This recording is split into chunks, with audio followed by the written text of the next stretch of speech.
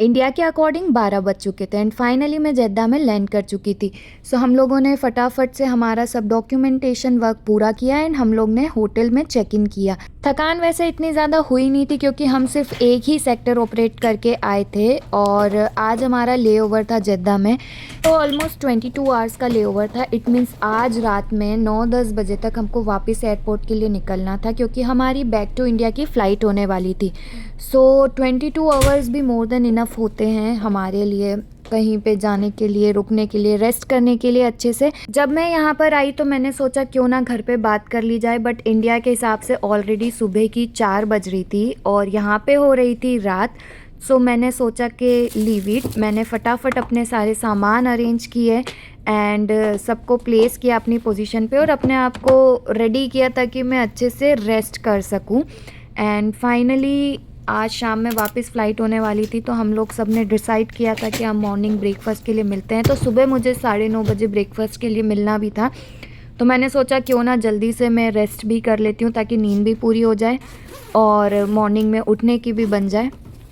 Finally मैंने उसके बाद अपना बैग अनपैक किया, जो भी इम्पोर्टेंट डॉक्यूमेंट्स वगैरह रहते हैं वो सब निकाले, अपने नाइट ड्रेस निकाली। सो आज मैं सिंगल ऑक्यूपेंसी में थी। यूजुअली हमारे साथ एक फेलो क्रू होता है एब्रॉड सेक्टर्स में जितने भी लेओवर्स मिलते हैं। एंड जिद्दा की ऑलरेडी मैंने इतनी सारी स्टोरीज सुन रखी थी। Still hope for the best and Hanuman ji का नाम लेकर के मैंने जैसे तैसे पूरी रात निकाली। एंड तो फाइनली मैंने चेंज तो कर लिया था बट बारी थी मेरे मेकअप रिमूव करने की। एंड बात की जाए फ़्लाइट की तो फ़्लाइट इतनी ज़्यादा हेक्टिक नहीं थी। यूजुअली जेद्दा सेक्टर में यूजुअली लोग उनके रिलीजियस पर्पस के कारण आते हैं, तो मोस्टली उसमें काम भी कुछ नहीं होता है, ना सेल होती है। तो 5 से 6 घंटे आपको एयरक्राफ्ट में कोई वर्क ही नहीं होता है। We have to be alert for in case of any emergency, but वैसे हमारे पास कुछ काम नहीं था।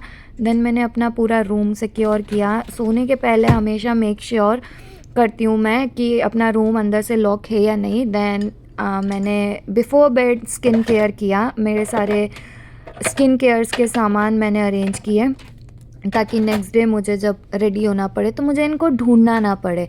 एंड फाइनली ऑलमोस्ट सब कुछ हो चुका था। देन मैंने अपना हेयर स्प्रे किया और ये सब करते करते इंडिया के हिसाब से तो सुबह की 5 ही बज चुकी थी। तो मैंने सोचा कि थोड़ी देर में तो मेरे घर वाले उठने ही वाले हैं। देन फाइनली मैंने लॉन्ड्री के लिए अपनी यूनिफॉर्म दी क्योंकि नेक्स्ट डे हम लोग सेक्टर ऑपरेट करके जाने वाले हैं, तो हम ऑपरेटिंग क्रू के रूप में ही जाएंगे। इसलिए मैं जब भी लेओवर पे आती हूँ अपनी यूनिफॉर्म पहले लॉन्ड्री पे दे देती हूँ ताकि वो बिफ़ोर टाइम मेरे पास आ जाए, लास्ट मोमेंट पे मुझे कॉल ना करना पड़े कि मेरी यूनिफॉर्म अब तक नहीं आई है, to avoid any further delays. And finally time था बेड पे जाने का, बट होटल रूम में एक ये अलग ही थोड़ा सा रहता है कि ये सारी चीज़ें हटाओ, फिर जो भी आपका ब्लैंकेट स्टक्ड रहता है उसको निकालो। मतलब इन्हीं में मेरा आधा टाइम तो चला ही जाता है। अकेले भी थी रूम में, थोड़ा अच्छा भी लग रहा था बट डर भी लग रहा था, but somehow I have managed. इस व्लॉग में इतना ही। मिलते हैं आपसे मेरे नेक्स्ट व्लॉग में, तब तक के लिए bye bye and take care.